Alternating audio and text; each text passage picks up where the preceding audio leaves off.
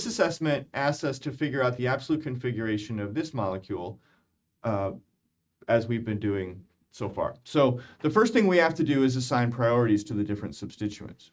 And we're looking at this carbon here. And looking at what's attached, the first thing we notice is that the chlorine is the highest atomic number, so it's the highest priority group. And as is very often, there's a hydrogen attached, that's the lowest priority group. The other two substituents, both of them are a carbon, and so we have to continue on to the next atom.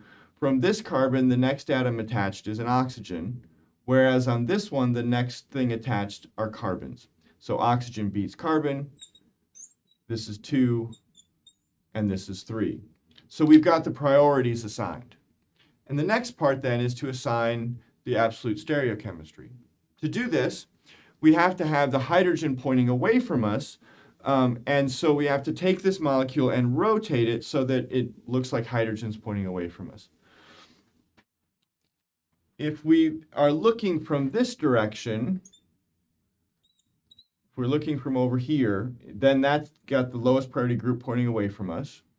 So when we do that, we're going to have substituents arranged like this. The second priority group, which is pointing towards you, when we look at it from the side over here, will be over on this side.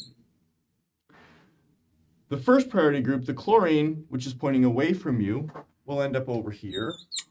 And the ring, priority 3, will be down here. Now that we've got this, the hydrogen's pointing away from us, the low priority group. Then when we look, going from 1 to 2 to 3, that goes clockwise, and that gives us a stereochemistry of R.